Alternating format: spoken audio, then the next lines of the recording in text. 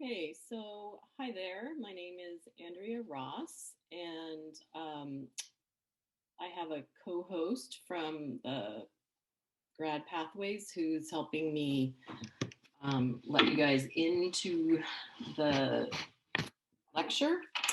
So I'm going to stall for a couple minutes here while people come on in so that we can all get started at the same time. So anyway, welcome to Grant Writing One Step at a Time. Let's see if can you guys still hear me? Yeah. We'll spend about an hour and a half today talking about all the ins and outs of grant writing. I'm going to give you guys a whole bunch of resources, including ones that are sort of embedded as links in this presentation. So I will definitely give you access to this slide deck later on, because there's no way I'm going to be able to show you all the stuff that you need to know. But I do want to have this be sort of like a information clearinghouse for you. So we'll just wait another minute or two while people come on in. And then I'll kind of talk a little bit about the format of what we're going to do. And then we'll get started. Okay. I think I will let us have a little break after about 50 minutes for stretching, etc., getting more glasses of water or coffee or whatever. I was in a webinar a couple of days ago that was also only an hour and a half. But I noticed that at 50 minutes, I was sort of really wanting a break. And then magically, the guy who was running the webinar said, yeah, it's break time. And I was very glad. And I thought, okay, well, I guess we probably all need breaks, even if it's only an hour and a half long seminar. It's just a little bit kinder to all of us who are on Zoom all of the time. Okay, so looks like we've got a good number of people in here. So I'm gonna go ahead and officially get started. Again, my name is Andrea Ross, and I am a lecturer in the University Writing Program. I've been here at UC Davis for about 6 years. And in some of my previous lives, I worked as a grant writer, largely for arts organizations and education organizations.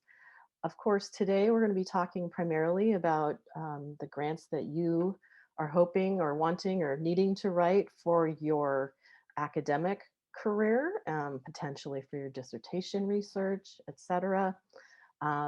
So I have a whole bunch of information for you. As I mentioned a bit ago, I'll make this slide deck available to you later so that you can follow some of the links that I've embedded in here. There definitely will be some that we do not get a chance to view. Okay, so this is a presentation hosted by the Writing Across the Curriculum workshop program. Excuse me. Writing Across the Curriculum is housed in the University Writing Program. And this is also co-sponsored by GradPathways. So there's lots and lots of opportunities for graduate students to get support and assistance and information with regards to making your way through your graduate career, and also with regards to writing. So here is, oops, here is our web address. So there's one upcoming event coming up pretty soon. We're getting close to the end of the quarter, but I thought I would tell you about this WAC/Grad Pathway event coming up next week, which is about writing and publishing, especially for those of you who are writing your dissertation or any kind of postdoc writing. So you can sign up for that if you would like. On that link that I gave you guys before, it has the calendar for everything coming up next quarter as well, of which there are many. So you could check that out if you'd like. Okay, so here's what we're going to do. In a few minutes, I'm going to put you into breakout rooms, and there'll be probably 3 of you per breakout room. Where I'll have you talk about a couple of questions to sort of introduce yourselves to some of the other people in this group, so it doesn't feel just like you're watching a boring video or something. Then we'll discuss the rhetorical situation, what that is, and how it pertains to you writing grants. And then I have a presentation about preparing for grant writing, what's included in grant writing, and lots of links to resources, as I mentioned. We will watch a short video from the NIH with tips for applicants, so straight from the horse's mouth, as you might say. And we'll talk about the process and the components of grants, particularly the specific aims component, which is the heart of the grant, most important part. If we have time, we'll do an analysis of a National Science Foundation abstract just to kind of see what these sort of things look like. And then we'll talk at the very end about something called PARC, which will help you write your grant. And as I mentioned, we'll take a 5-minute stretch or whatever break at about 10:55. So that's the plan. Okay. So now I'm going to have you introduce yourself to your breakout partners with what is your discipline and what is,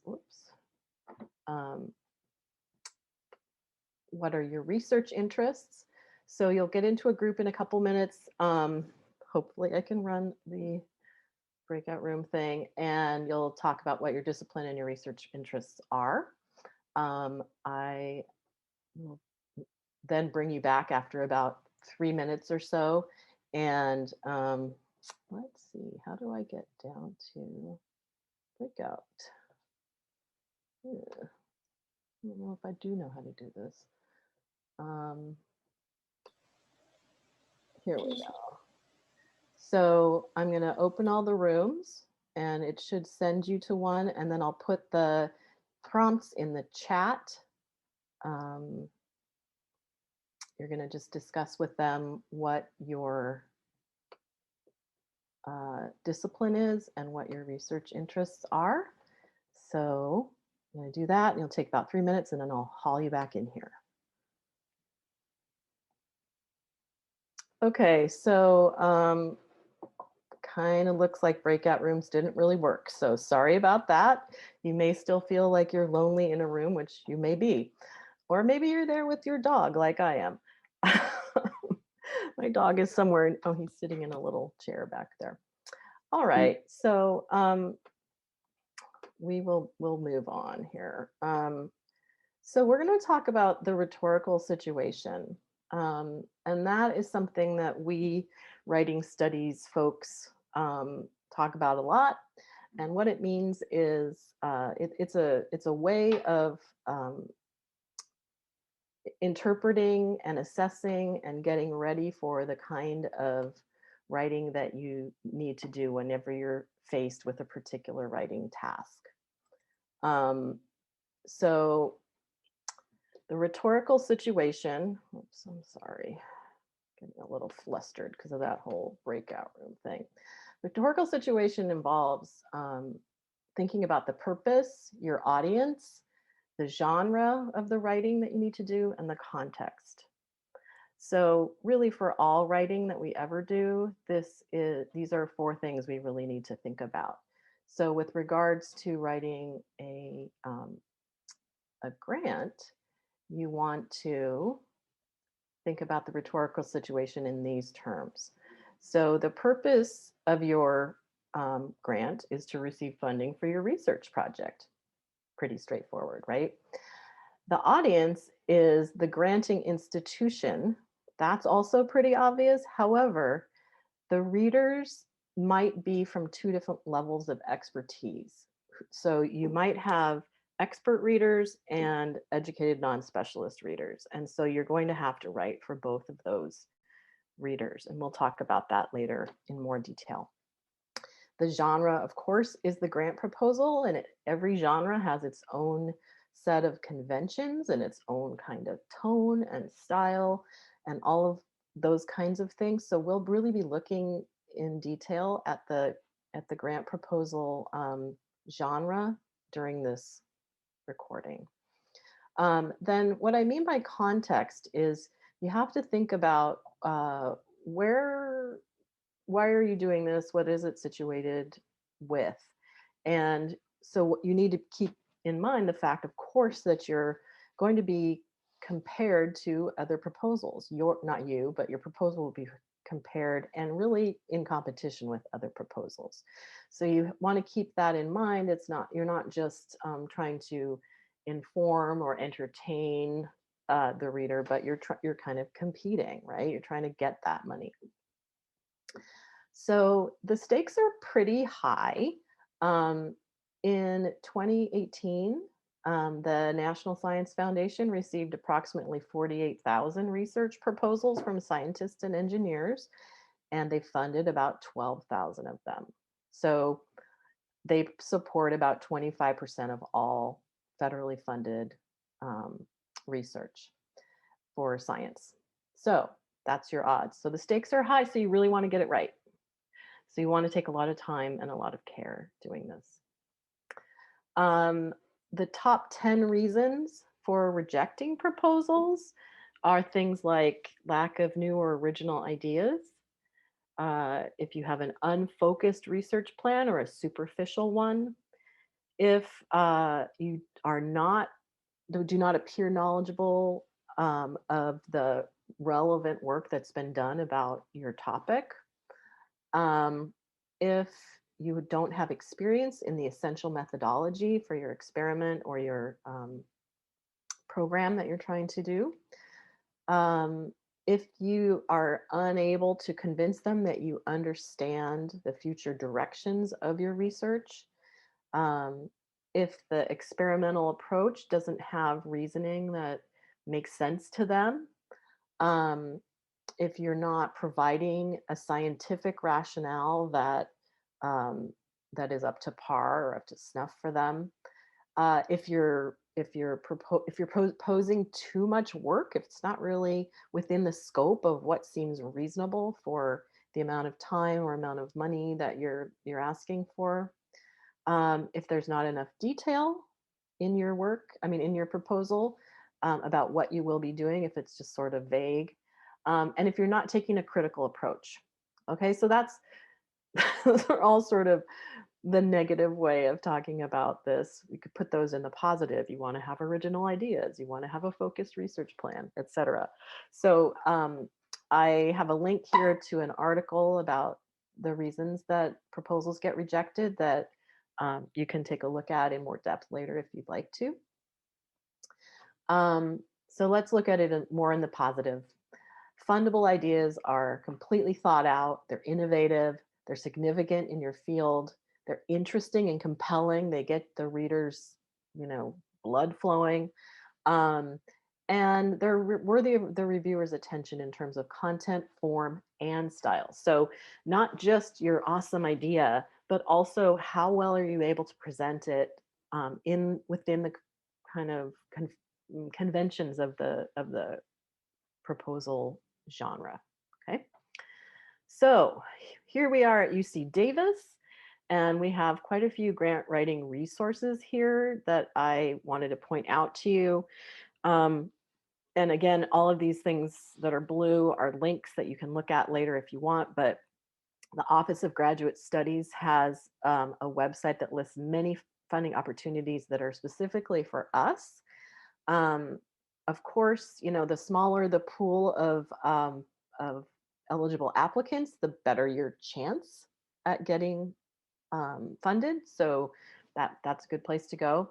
We also have a UC Davis Office of Research. It lists funding opportunities for UCD faculty and some opportunities for grad students.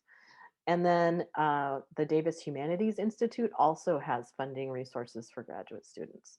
So those are all places you can check out that are UCD specific. Now we'll also be talking about the larger granting bodies as well, so don't worry. but just so you know that there are these opportunities here. Andrea? Yeah. Hi, sorry to interrupt. I was just wondering, are there any, like of those places that you just described, are any of those inclusive of postdocs? I believe so. Yes. Great, thank you. Sure. Okay, so you probably know something about the major granting institutions, the National Institute of Health, the National Science Foundation, the NEAH for Humanities. Oops, looks like I lost part of my link there. Oh well. The NEA, and then there's a website for government grants that serves as a clearinghouse for public grants, and there's like many there. So again, those are links you can check out later. You've probably heard of these. You probably know which ones are the ones that you are the most interested in, but just FYI. So if you do go on to grants.gov, the categories that they have are also quite varied. There's about 20 of them here, and you can see, where yours might fall in. But you can see that there's lots and lots of different kinds of granting that might not fall under the auspices of one of the one of the biggies like NSF or NIH or NEA. Okay, so we're going to watch a short video about tips for new applicants before we go on to talk about the specific parts of the grant writing process. I've also included here a couple of articles in the Chronicle of Higher Ed that show like the good, the bad, the ugly grant writing mistakes and successful grant writing options. But first we're going to watch a short video. It's about 4.5 minutes long, coming from the horse's mouth, as I said, from the National Institute of Health, tips for new applicants. So let's see if I can go straight to this from this link.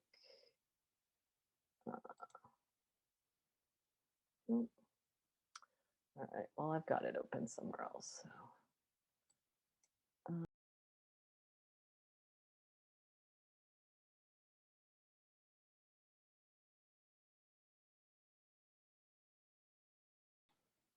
Okay, so hopefully that gives you a little bit of an idea of what the grantors are looking for, especially the idea that they want to grant you. They want to grant you that money. They're looking for great ideas, but you have to convince them of it. You have to write it well. So it's the combination of a great idea with good writing that tells a story, that gets the information across in a compelling way to your audience. So that's sort of backs up the need for assessing the rhetorical situation with regards to purpose and audience in particular in this case. And so we'll talk about the nitty gritty of the grant itself next. As I mentioned, these are some other options that you can look at, different articles that I've found that you can take a look at if you'd like. So things that you need to address when you're thinking about getting ready to write your proposal. Writing across the fields share basic components, so they have to all address these issues. So you need to have these really complete in your mind by the time you start writing. What is the question that you're pursuing, or the problem that you're pursuing, or the goal you're pursuing? What is your answer or your approach? How have others answered or approached the issue? So that's part of knowing the relevant published work on that topic. Why is yours better or newer, or how does it further the goals of this issue? Why should we answer this problem, goal, question right now? Why is now the time to do it? What will we be able to do as a result of answering it? What will we be able to know as a result of answering it? How will you do that? How will you answer it or address it? How much is it going to cost? And how much time will it take? Okay, that's a proposal. of just about anything. I write book proposals a lot as well, and the same thing goes for those. Those are all of the things that your reader is wondering, and you have to be able to check them off. Like, did I cover all of these things? Or else your proposal isn't going to be complete. So, the first thing we do is we prepare to write. Before we write, we prepare to write. And so, knowing your target audience is really, really, really important. And I teach upper division undergraduates mostly. And the idea of target audience is often very new to them. So I wouldn't be surprised if it was relatively new to you. But hopefully, you know something about that. You really want to be able to visualize who is reading your document. And since we just watched that video, you can visualize those people, right? Horn in on somebody who might be reading it. Like I said before, there's often two levels of readers. Generalists, whose job it is to make sure that the proposal fits within the agency's general goals. So people who are educated, non-specialists, who are going to be ticking the boxes to make sure you've applied to the right kind of granting institution. And then, of course, there will be specialists in the particular research area whose job it is to evaluate the merit of the proposal. Okay, so those are the specialists, of course, and those are the ones who are in that video. But you do have to respond to the needs of both groups of people, meaning that you have to make sure that you're writing to an audience that's going to understand it, in an understandable way, but then that also has scientific merit. The next part of preparing to write is carefully reading the program announcement or request for proposal or the application. Those are all interchangeable words that are used in various kinds of grant proposals, but they all kind of mean the same thing. They're sort of the outline of what you need to do. So you need to find the general review criteria. How are they going to be reviewing your proposal? You need to find the agency's overall mission statement and objectives, and you need to study the specific program objectives. So your proposal needs to respond to both the explicit and implicit requirements of the request for proposal or application. So you really need to think quite a bit about what it is they're looking for and how your idea fits into it. A few examples I pulled for you. There's an NSF research application. There's some EPA advice for tips for successful grant application that you can look at if you're interested. The next thing you're going to do when you're preparing to write is brainstorm. You want to, and you can do this by any number of ways. You can do a big free write, you could do a voice memo, you could do a bullet pointed list like we have here, but you need to, the goal of a brainstorm is to get all kinds of ideas captured somehow.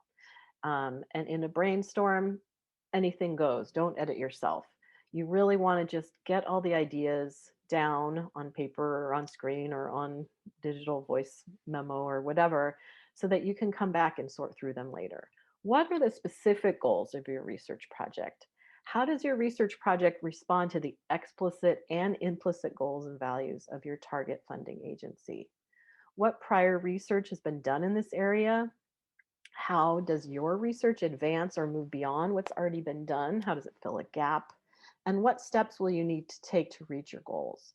What resources will you need? How long will it take? Do you think your goals are reasonable given your time frame? If they're not, then you need to revise your idea. So you capture all of this stuff, right? And then you'll look at models. Okay, so then you'll look at successful grant proposals in your field once you've got your idea kind of captured somehow. A couple ways to do this are to ask faculty advisors and mentors if you can see a successful proposal that they've submitted.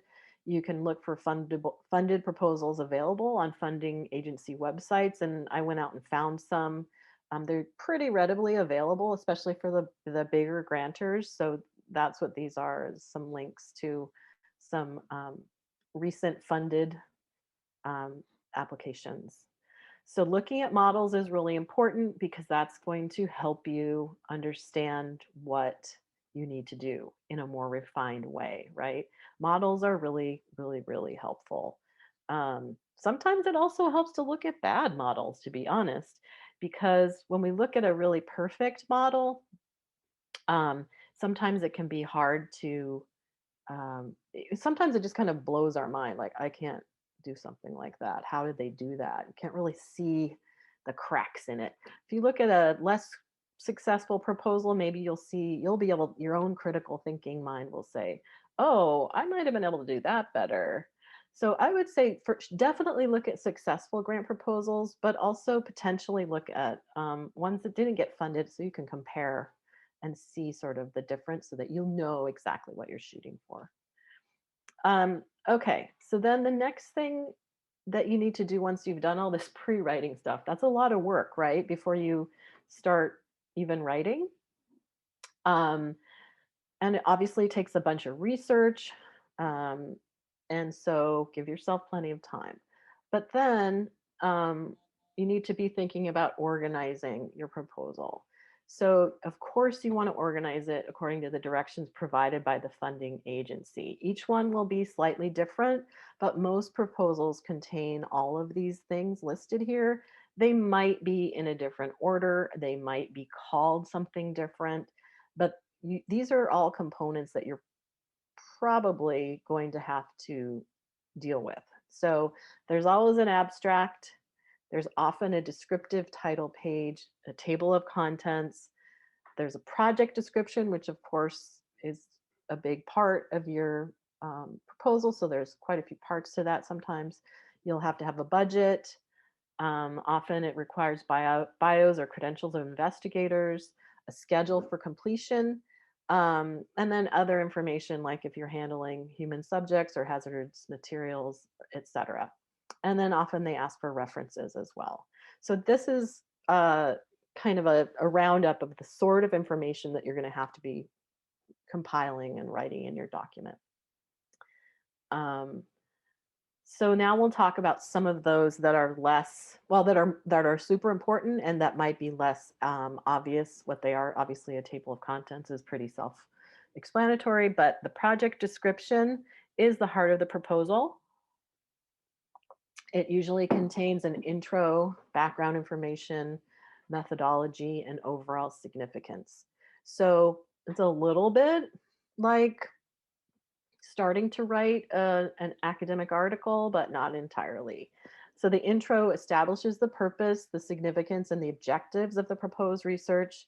The background explains the context for the present research project, including a lit review. So again, tons of tons of research you need to do before you are able to put this together. There's a methodology section, which will explain how your research will be conducted, including a rationale for that. Method. And then the overall significance. So explaining how the proposed research will further the broader aims and goals of the funding agency. So that's the project description. Um, and you'll probably use subheadings such as these in your project description to help guide your reader through your proposal.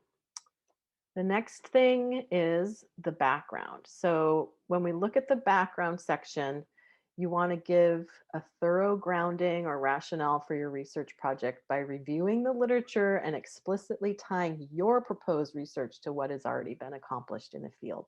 So this is where you show that you understand the conversation that's already happening about your topic. And you explain who has studied what with regards to your particular question or interest, and how your idea fits in to that conversation. Ideally, of course, how it furthers that conversation. The purpose for doing this is that it educates the generalist reader. So remember, we've got those two levels of readers, and somehow we have to cater to both of them. So it educates them about the conversation because they're smart, but they're not necessarily specialists in this field. So it helps them to see why your research is important, how it builds on previous established scientists. And then, of course, it also shows your specialist readers that you know what you're talking about, that you've done your research, that you are current, up to date in what's going on with this particular issue. Okay, so that's the background. And while it might seem like an you could gloss over it, background seems sounds easy, but really it's a lit review, which as we all know, it takes a fair amount of time and effort. So you also want to probably consider ending your background section with a statement of your specific research objectives. That's a good way to end it and to kind of segue into the next section. All right, so what goes in your methodology or work plan? Again, the terminology for each section varies from funder to funder, so it might be called methodology or it might be called work plan. They're both the same, okay? We have probably all written research articles in the IMRAD format, but the methodology section of a proposal differs from that of a journal article in two different ways. So the one you'll write for your grant proposal will be less specific and has more rationale. So it's kind of, it tips the proportions differently. So less specific, more rationale. Your Because your objective is not only to explain what you will do, but why your plan is better than other options. So it's different than a journal article in that way. Okay, so then as I mentioned, you might want to end with or you do end with the overall significance. You want to discuss the larger significance of your project in the terms of the funding agency's goals and values. So you want to show them, you want to link it back to what they're trying to do, or else they're not going to see a reason to fund you. So there's a couple places you can put the overall significance. You can put it in the end of the intro section, the end of the methodology section. You could put it in a subsection of methodology, or you could put it in its own section at the end of the proposal. Where should you put it? It depends on your project, how obvious the larger significance is, how obvious the connection to the funder's goals, whether the guidelines ask for a specific section on significance. So those are things you'll have to assess on a case-by-case basis, depending on your project and the funder that you're going to be writing to. Okay, so another important thing to do when you're organizing your proposal is to think about the organizing within each section. Now, this is something you also have probably already done with longer articles that you've written, but it bears repeating, which is that you're going to have headings and subheadings. Um, every proposal that a particular granting institution receives will have functional headings that are the same for the major divisions of your proposal. Everybody will have an introduction heading, a background heading, a methodology heading, right? But you also will want to use topical headings and subheadings for the divisions within the background and methodology sections. And these will be specific to yours. These are road signs that are going to guide your reader through the organization of your proposal, and so they're really, really important. People appreciate seeing those when they're reading many, many, many different proposals. Stuff can kind of all flow together. So the better you're able to put these road signs in for your reader, the more your proposal will stand out. You also probably will want to think about using subheadings in your introduction as well as your background and methodology. So don't be afraid to use them for topical headings and subheadings. Okay, so what is forecasting? Forecasting is a technique that is helpful to use in grant proposal writing because It's another way of guiding your reader through this relatively long document. And what it is you tell your reader at the beginning of each subsection or paragraph where it's going and why. So it's sort of a forecasting topic sentence, let's call it. It's forecasting your intentions and it guides the reader through your proposal. And think about when you are reading stuff really quickly or skimming an article, how helpful it is when there's a forecasting topic sentence at the beginning of each paragraph or at the beginning of each subsection. That's what we tend to read when we have to skim. So we have to assume that some of that at least is going to go on when somebody's reading your proposal. So it's a really good tip for making sure that your point gets across. Don't forget to forecast. All right, so there's something called the specific aims component in the grant. And here is a person, an NIH officials, what they say about it. Quote, grant writing starts with crafting an effective specific aims page. This page should be a succinct combination of sales pitch and science. Okay, no easy task there, right? You're a salesperson and a scientist. Usually, as academics, we're just really focused on doing our work. So we're often not very great sales pitchers, but we have to be. You have to be able to pitch it. So the specific aims page demonstrates a problem and a gap in current knowledge and suggests a solution. Okay, so sounds kind of like an abstract, right? The specific aims page also proposes aims that work toward a defended solution and reveal the impact of the proposal on the problem, the field, and future research. And the language must be efficient and persuasive.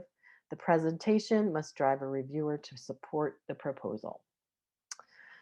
Okay, so specific aims component is really, really important, and it might be the section with which we're maybe least familiar with writing, in the sense that it's different than than most of the other kinds of writing that we've probably done before. So I wanted to talk a little bit more about it and explain a little bit more about it. So specific aims is the NIH's term for executive summary. That's how you'll see it referred to in other kinds of proposals. You also might see it referred to as a project overview or a statement of project objectives, things like that. So maybe it's a little bit different than an abstract. I would say the thing it rings most true to me for is executive summary. Like that's the term that I'm more familiar with. But whatever you call it, it's the most important section of your proposal because many reviewers will only read this section. Uh-oh, right? So we're going to take a look at the outline and structure of a specific aims section. And then I have a template to show you. And then we can look at an abstract that is from the NSF and kind of compare it with a specific aims and see what the differences and similarities are, so that we don't fall into the trap of just writing an abstract when what they really want is specific aims. Okay, so we're going to do that in a minute. I'm going to get it set up. But right now it's just about 10:50. So I'd like us to take a 5-minute break and come back at 10:55. So please get up and stretch, go get a drink of water, go to the bathroom or whatever. And let's come back at 10:55 and we'll take a look at the specific aims outline and structure. Okay, so go ahead, get away from your screen for a couple minutes, jump up and down, pet your dog, whatever. And that will give me a couple minutes to also set up what we're going to do next. All right, go ahead and I'll set a little timer for 5 minutes.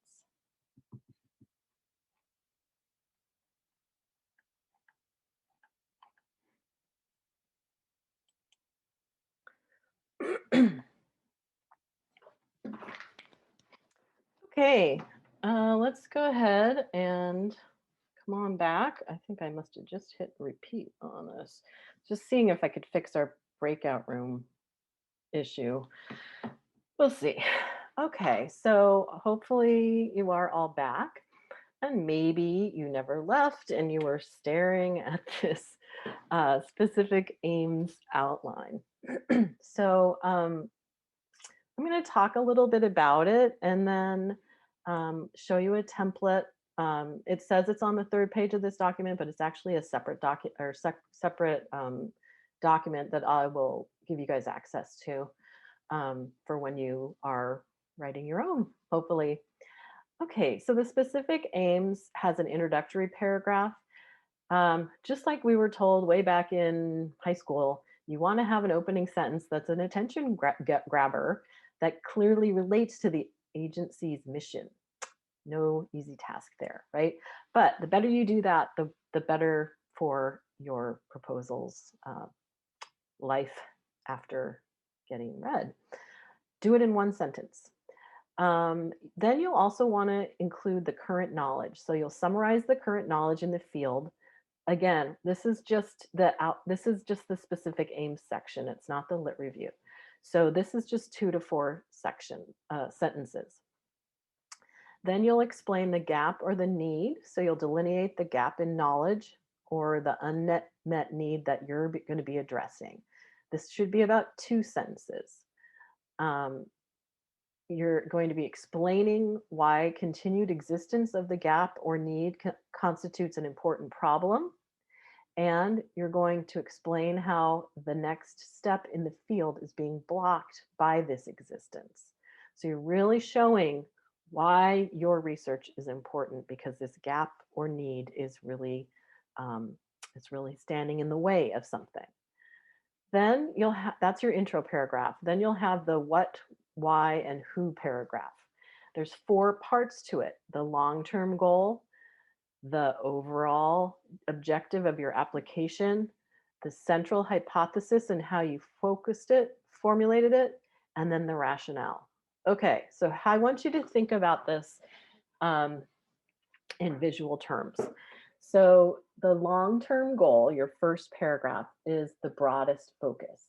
So I want you to think about it as this picture of the forest, like you're looking at it from the sky, you're looking at the broad view.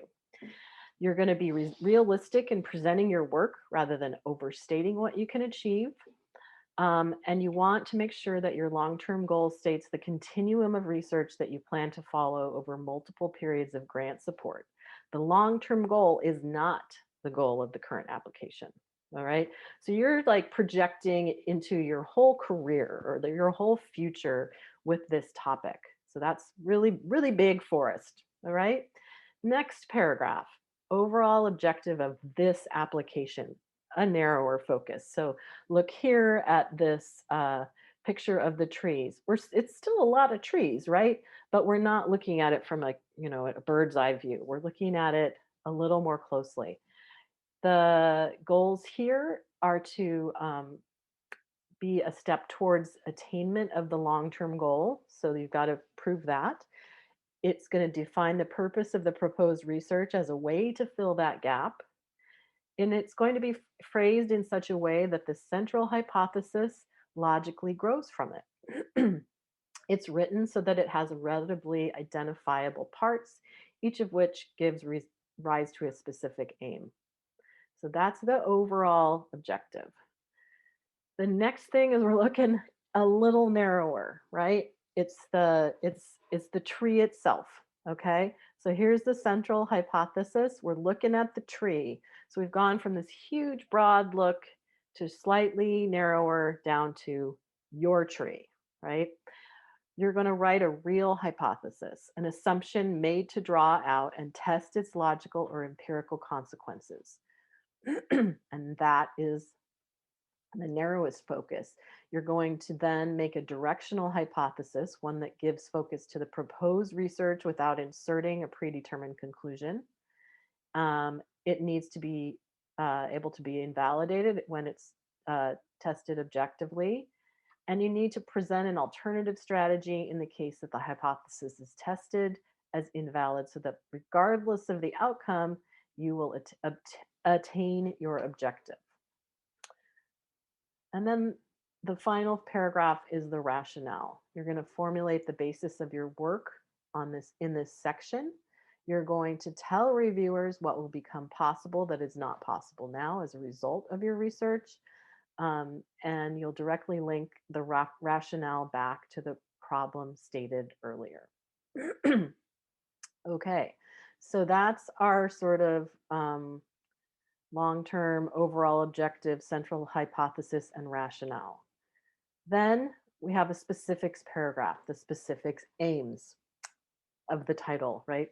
The purpose of the aims is to test parts of the central hypothesis.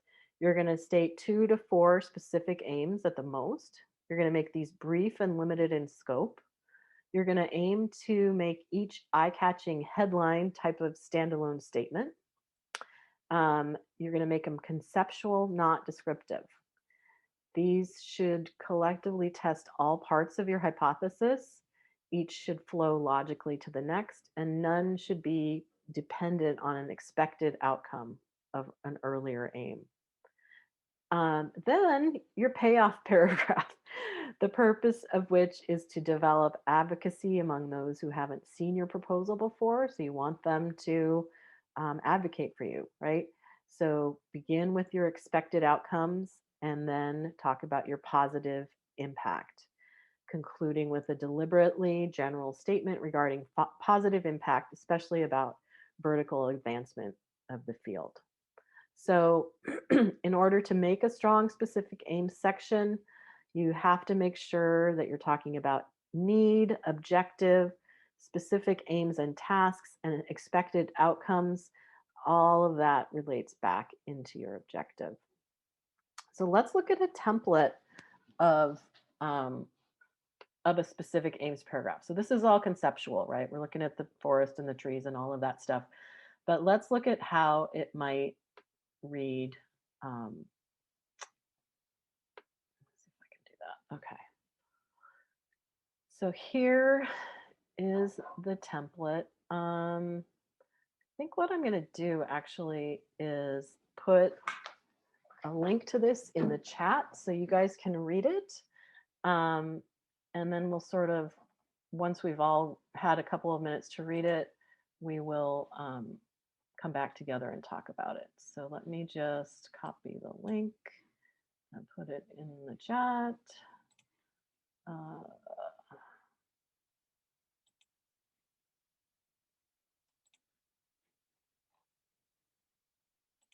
Okay, let's see if I got it. All right, so if you'll go ahead and see if you can follow that link. Oops, shoot, I think I just, hold on. If you can follow that link, read through the template, and then when you're done, I will start talking again. So let's take maybe, let's take 5 minutes to read it, okay? Just check my time here, okay.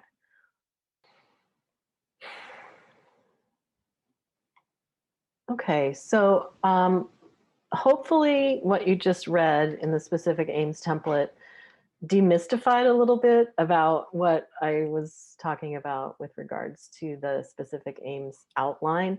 Specific aims outline is kind of overwhelming, if you ask me. This puts it into more tangible terms. So you can really see what it might look like. And here you can snag lines from this as you'd like when you're writing your own, just to help guide you. So you want to make sure that you use these kinds of language that are going to direct your reader to the kinds of information that you're going to be using. This project addresses, summarizing the current knowledge in the field, the gap or the need, your long-term goal, your overall objective, your central hypothesis, et cetera, et cetera. Okay, so that's what this template is here for, is for you to use to help you make a really good specific aim statement, because there's so much that has to go into that, and it has to go in a really concise, compact, but also coherent and understandable format. So hopefully that's helpful. I wanted also to, just by way of comparison, to take a look at this. This is an abstract um, that I wanted you guys to take a look at, to just to show see some of the differences and some of the similarities. So I'm going to put this also in the chat so that you guys can take a couple minutes to read this, and then maybe in the chat function you can also write what you see as some of the similarities and differences. So let me put this in the chat for you. And if you can't get to it, okay, does anybody want to write in the chat what they see as similar or different between this project summary and the specific aims template sample that we looked at, or have any questions about it? What do you guys see as different?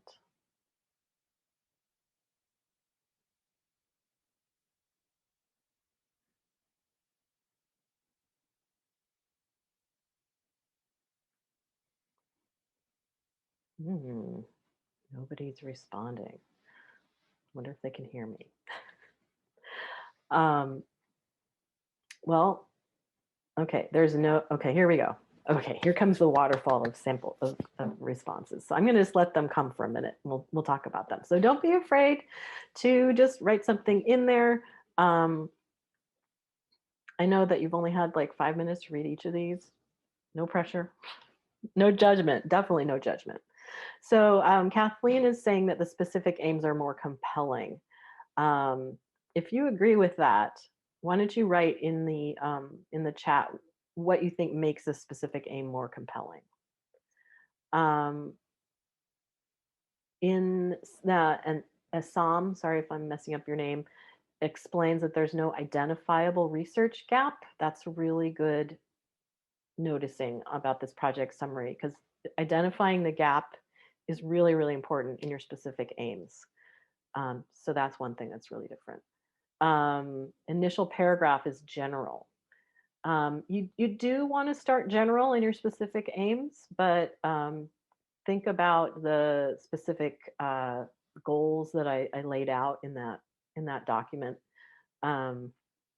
Somebody else said specific aim template goes from broad to specific, but this abstract is going from specific to broad. Good noticing. Okay, thanks, James. So they're different, okay, is what we're saying. And it might be, the specific aims might be different than a project summary or an abstract that you've written before. So I just wanted to show you this by way of explaining that it's an important little sort of subgenre of the grant writing uber genre. And it's important to get it right because, as I mentioned before, sometimes it's the only thing that a grant reader will read. So you've got to get all of this stuff in there. So yeah, like I said, no pressure, right?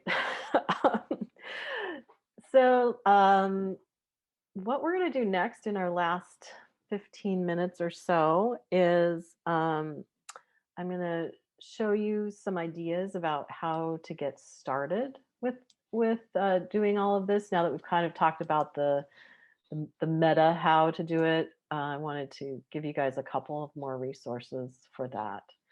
Let's see. So I'm going to ask you to do something called parking your proposal. It's a way to stay on track, step by step, with purpose, audience, role, and context. Oops, I'm missing a comma there. So remember way back at the beginning when we talked about the rhetorical situation, we talked about purpose, audience, role. Well, actually not role. We talked about genre and context. So PARC is a nice little acronym for situating your proposal, right? So let's take a look at this. This is something one of my colleagues made up, and I think it's really good. I don't know if this is going to let me go out to it. Yeah, and again, I think I'm going to give you the link to this too because I think it might show up really small on your screen. So just in case it's too small, um, here it is. So that's the park thing. But I'm going to talk about it on screen. So whatever works best for you. Okay, so as I mentioned, my colleague Dr. Sententia came up with this, and I just think it's really good. Like it works for my brain. I hope it works for your brain. If it doesn't, you can ignore any of this that doesn't work for you, of course. So for the park, again, we have down the side here the purpose, audience, role, and context. And she's broken it down into what we should do for each of those in each stage of writing. So what we should do for all of those as we pre-write, as we draft, as we revise, as we edit, and then when we submit. Okay, so let's look at what we should do with pre-writing. When you're pre-writing, you think about your purpose, highlighting key requirements in the request for proposals. You're going to read successful samples. You're going to establish deadlines and work backwards. Okay, so that's going to help you focus on your purpose. For your audience, you're going to identify who is your primary, secondary, and tertiary audiences. So the scientists, the specialists, as we spoke about, the general readers, and then who else might be reading that? Who else might you need to appeal to? When you're pre-writing, you also want to identify your role. Are you a principal or supporting author? Are you supposed to be an expert, a promising scholar or teacher? Identify who, what hat you're wearing as you do this writing / speaking. You also are going to want to consider your context as you pre-write. So you want to evaluate the payoffs you're going to get. What is the relevance to your career?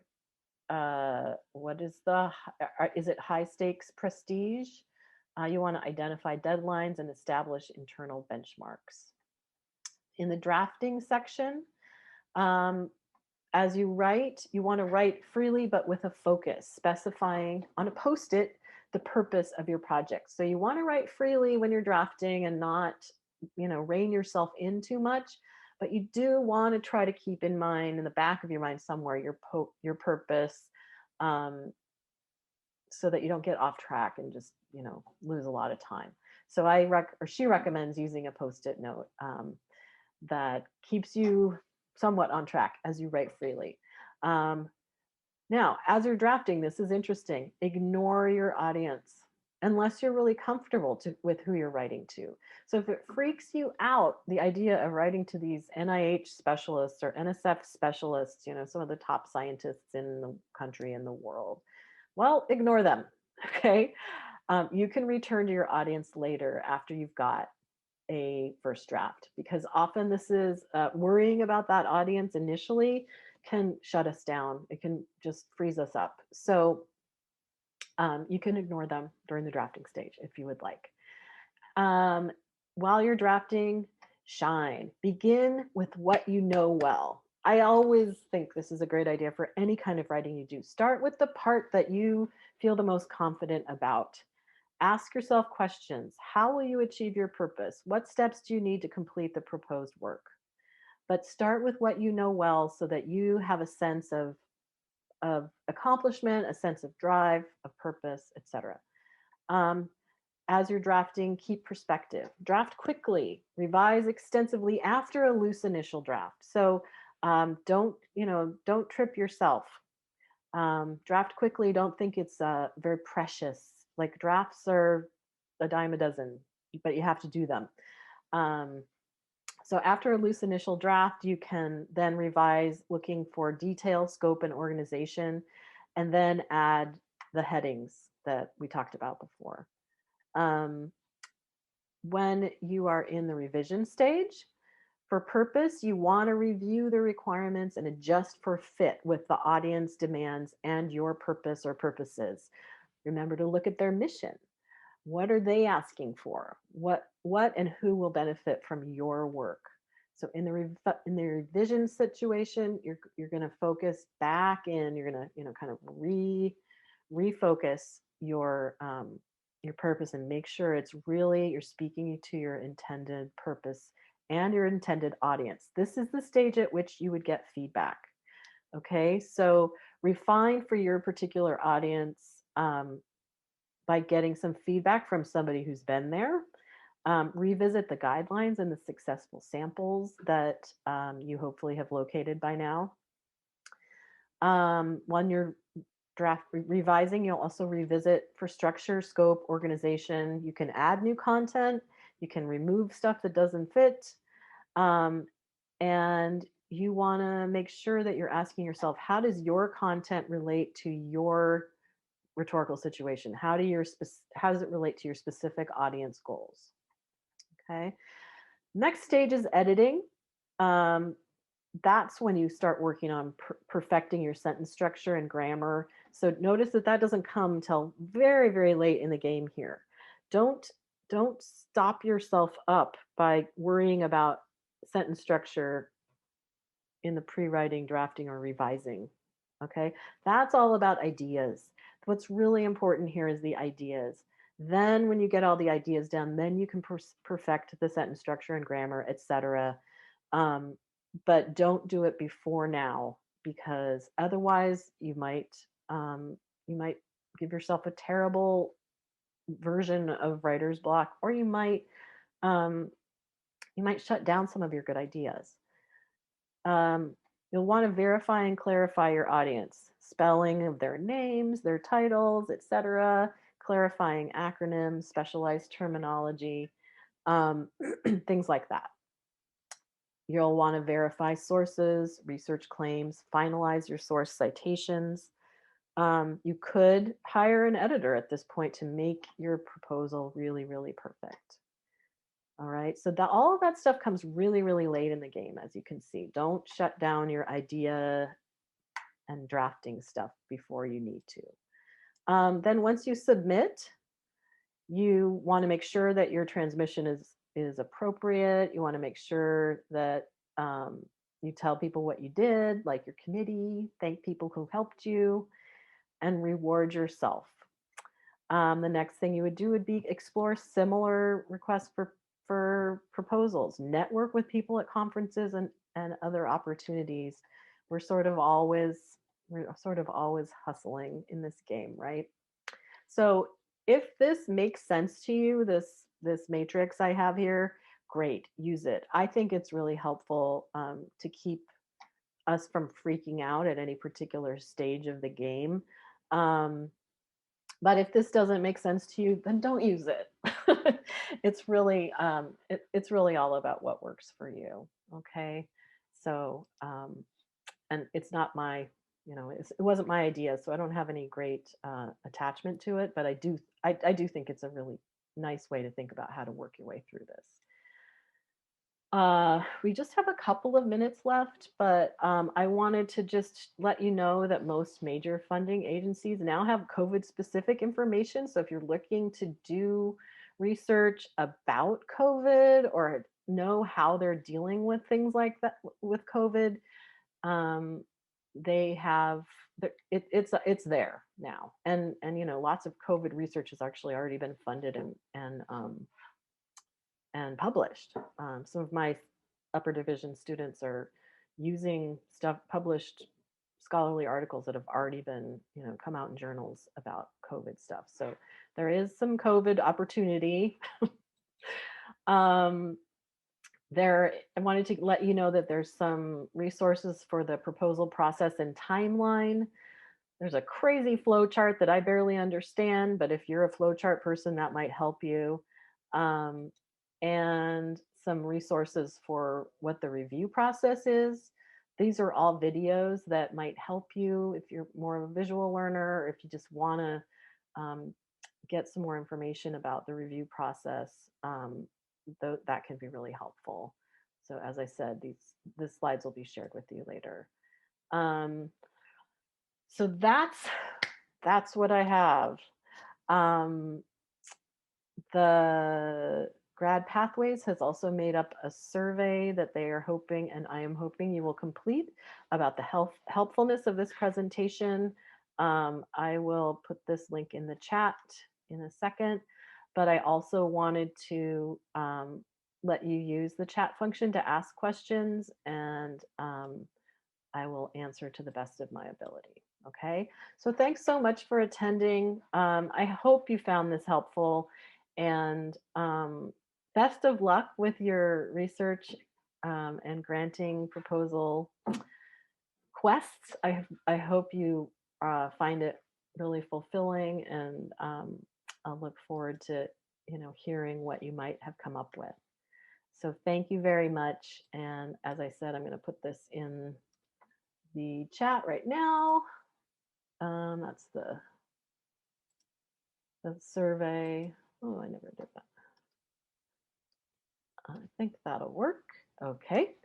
And then if you would like to ask a question, I will stick around for a little bit. Also, I think Olga, who's from GradPathways, is still here with us, and she might be able to answer some of these questions as well. Do you have anything to add, Olga? No, I will. We will be able to send what you shared with us today with everybody later today or early next week. Okay.